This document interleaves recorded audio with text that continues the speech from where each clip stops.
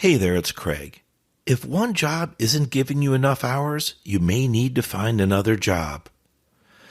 We're going to talk about balancing multiple jobs in today's show. Please join me. I was an engineer and in 2008 lost my job due to the economic collapse. Jobs were scarce. I didn't know where to turn to get help updating my resume. Online services and coaches charge hundreds, even thousands of dollars. I took matters into my own hands and learned how to craft interview-winning resumes. Shortly later, I landed a job with a Fortune 500 company. I've helped many achieve similar success. Now I share my tips to create interview-winning resumes, interviewing excellence, and high-performance growth strategies on my podcast, Career Growth Made Easy.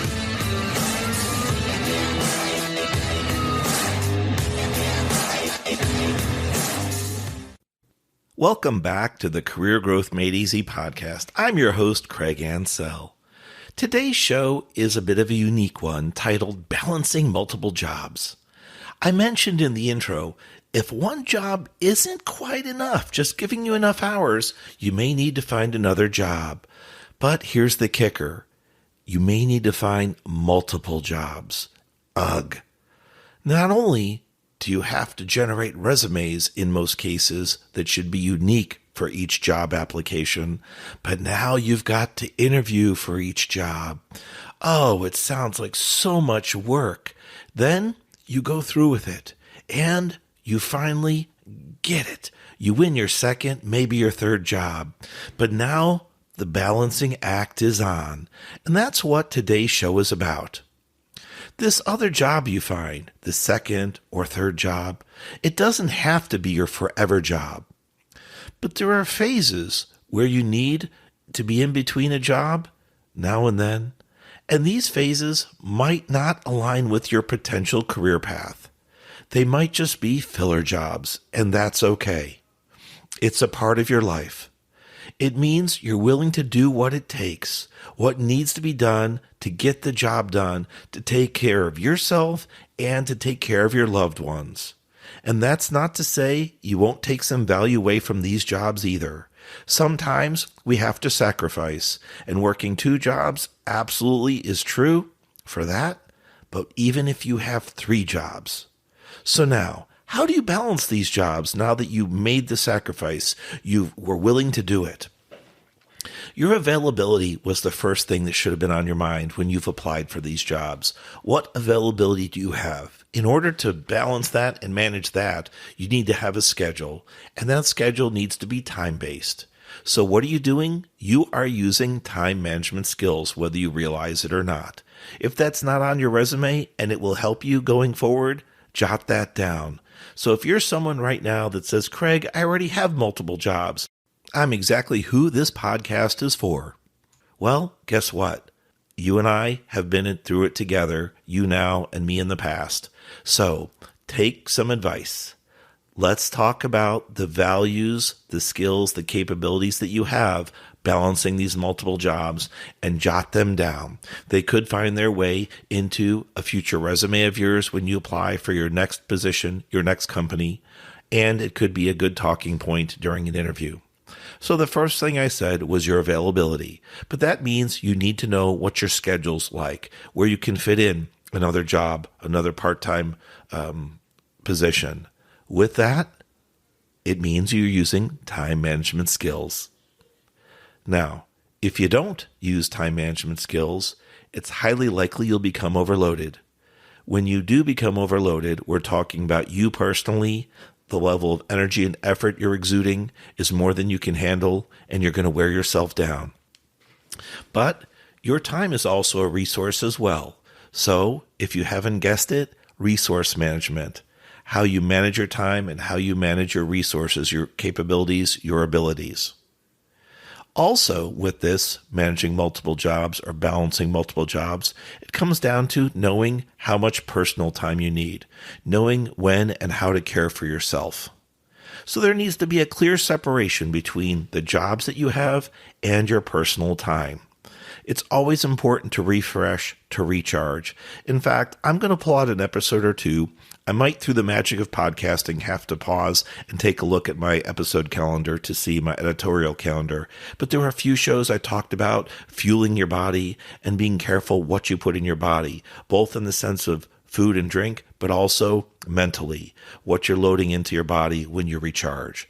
I'll grab those episodes before we're done so I have something for you to help with if you're balancing multiple jobs and maybe need a refresher, a kicker, or just a quick check-in to say, what am I truly doing? What am I consuming? What am I fueling my body with? Am I making good choices or not so much? All right, so back to your time management, your resource management. When you take that personal time, it's important to separate from your job or jobs. That means mentally shutting down from one job so that you can perform fully at your next job or have, full energy for your personal time, that work-life balance. So hopefully you're in jobs that are hourly, that you can do the job and your focus is on that task, that set of situations at hand, the situations at hand. And when you're done, you shut it off and you don't take that work home with you and you don't take it with you on your mind. You travel to your next job and you begin that set of responsibilities and tasks. In the end, in the reality of it all, we do remember what has happened in our prior job that day or that week. And if we had an emotionally charged day, a negative situation with a customer, a difficult, depressing, or negative situation with a staff member, that is going to be inside us. And that is going to kind of, if you will, haunt us, right? But we have to choose to focus on our second and or third jobs that we may have and give it our all. We don't want to cheat out our other employers. Sure, we're all affected by emotional things that happen in our lives, whether it's your personal life or your work, your professional life. But we should try to give it our all if we are truly trying to be the best we can with Career Growth Made Easy and balance multiple jobs. It's easier to say than it is to do, but it might be a good time to check in with each other and just say, you know what? Craig's right. I many times have brought my baggage, my mental luggage from my first job into my second job. And there's been more than one time that I've been commented to by a customer, oh, are you having a bad day? Or my supervisor or management said, Craig, what's the matter? You're not looking too good today. Another bad day? And, like I said, we're human. I've been there. I've had those moments too. But we should start to take those reminders, those hints, and see what we can do with them to improve upon ourselves, to strengthen ourselves, and try to overcome slowly. It's not going to be a step change in our lives, working multiple jobs and trying to balance them just because you heard one podcast, but it can be fuel for thought. As long as we've got it in our minds, got it in our hearts, we're willing to start the changing process, okay? So now that we've talked about that job separation between jobs, but also between your personal time, that gives you a little bit more for a work-life balance, if at all possible. Maybe you're in a time in your life where you just have to put the hammer down and work 40 plus hours a week spread over multiple jobs, and that's your balancing act for now. You have a particular need for income or a particular goal you're trying to get to for savings. I honor that. I respect that. Just don't burn the candle at both ends for too long. Otherwise, you could burn out. And that's where you mentally burn out, your body runs out of physical energy, and you just can't perform to your optimum levels. Running too hard for too long can also increase your stress levels to the point where you do damage your body medically. So you want to make sure if you have some warning signs for being overstressed, overworked, that you do find some downtime, even if you have to take some time off from certain jobs, right? The ones that are more stressful than others. I would recommend that. But again, that's a personal decision between you, your family, and your jobs, your career. Also, I'm not a doctor. I do offer coaching with regards to career growth, but I'm not a medical expert. If you have any concerns for your health or for your life or your welfare, see the proper experts in their fields to coach you along as well. I will, though, give you a couple episodes. As I mentioned earlier, I want you to fuel your mind with and your body because it's a good episodes, and the amount of research I put into them will really help you. It's energy-packed with information to help you kickstart and get moving forward on those topics. Now, with these jobs you're taking on, balancing multiple jobs, you typically will broaden your work skills. You'll have a diversification. It's not always that just because you have multiple jobs, you're doing the same type of job in multiple fields, though sometimes it is, but you're getting a diversification. I think that gives you the opportunity to learn what you like, but also learn what you dislike. In fact, this is worth talking about for a moment. This is a tool that I use when I work with some of my coaching students that are job seekers specifically. They tell me they don't know what they want to put on their resume, but they also don't know where they want to apply and where they want to work. So if you don't know what you like, what you want to do in your career, or what you want to do for your next job, that's fine. It really is. I give you permission, in fact, to take the pressure off yourself. I'm smiling as I say that. Instead, start with a list of the things that you don't like. That's the opposite, right? Slowly pare down the things that you're not interested in applying for, jobs that don't align with your likes. That can slowly get you moving forward and thinking about the things you might want to dive deeper into, what you like and what you're interested in. I know that sounds kind of funny, but I've helped a number of my students with this, both in group coaching sessions when I'm at schools, but also one-on-one in private sessions. If you don't know what you want to be, what you want to do for your next job, or if you're kind of pulled in multiple directions with your career and you're not sure how you're going to build your career, what you're going to be, what you're going to do, all these pressures out there, that is okay. As I said, this career growth coach is giving you permission to take the pressure off yourself. But what you can do is start to think of the things that you don't like, all your dislikes. From there, then, I don't like this, I don't like that. You know what? Here's two examples. One was, both were what seemed to be medical related, and both people were telling me it was kind of interesting. They took different paths, though. One person was very interested in wanting to help animals, and another person really liked people and liked helping people. In both of these situations, they didn't know what they wanted to do, other than they liked animals and liked helping people. Again, these are separate situations.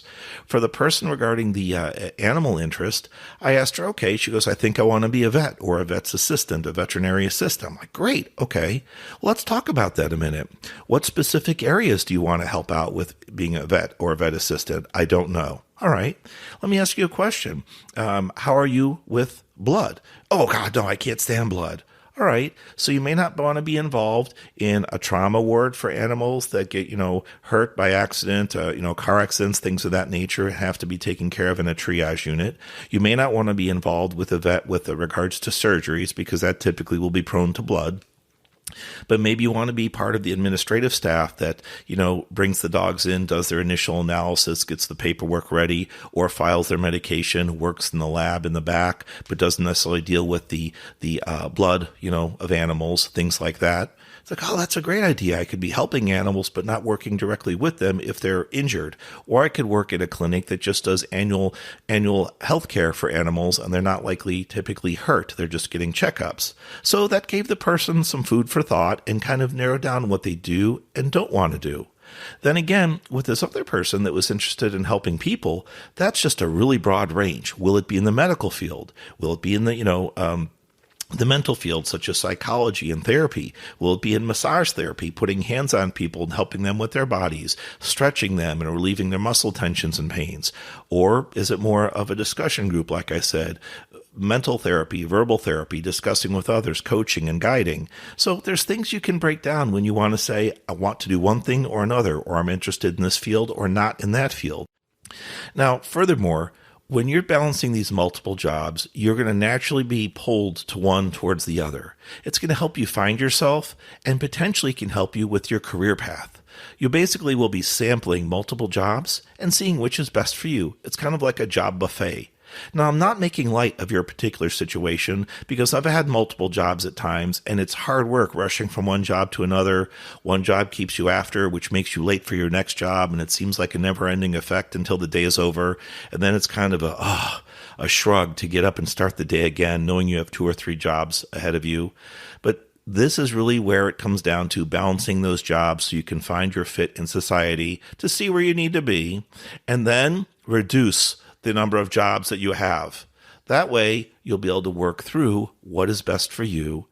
One thing, though, that I would suggest that you avoid is job hopping. That's where you just sample jobs, like I briefly mentioned, a buffet, if you will. And I don't want you to take that lightly. Going from one job to another can have a negative history, a negative a statement on your resume. So at least try to stick in for your jobs if you're balancing multiple jobs. And as I've urged before, unless it's a toxic environment, a toxic setting that, regardless of what job you hold, is with the same company and it's a negative situation, unless that's the case, I recommend trying to stick with it so that you hold several months of experience with that company and see if maybe another job opens up that you can balance that job instead of this job and apply for it. You've already inside the company, you've already interviewed, so maybe it's just going to be a lesser effort to move to that other job to find yourself and find a new role within the company. But again, if it's toxic, it's a bad environment, it's not a positive situation for you, and it creates a negative environment for your health, such as stress and so forth, I would recommend leaving that and moving as quickly as you can to get out of that. So try to stay in those jobs for a few months, see what feels best for you when you're balancing your jobs, and get a feel for the role before you decide it's right or it's not the right one for you. Balancing multiple jobs can be difficult. Hopefully today's show gave you a little bit different viewpoint on things if you're preparing to do that or you're already involved in that. And it might have given you some tips and techniques to separate yourself when you go from job 1 to job 2 to job 3.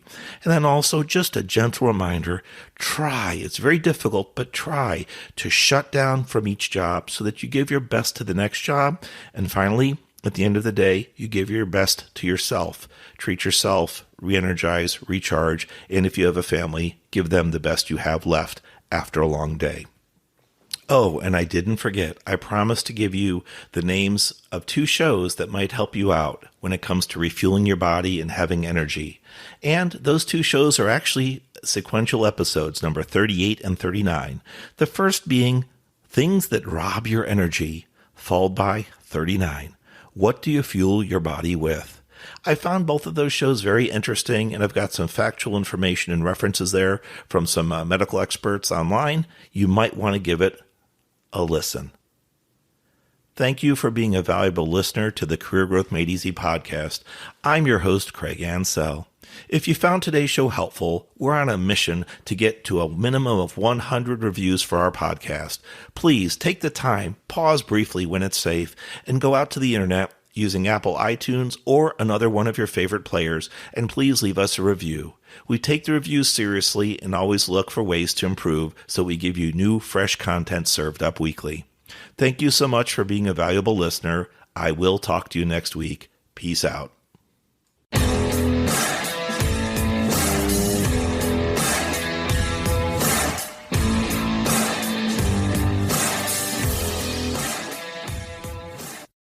Thanks for watching. If you've enjoyed this episode, be sure to subscribe to our channel. New episodes every Monday. In the meantime, why don't you follow us on social media at Craig Ansell on Facebook, LinkedIn, and Instagram. To book a coaching appointment, download our free guides, or join our email list, check out the links in the description below.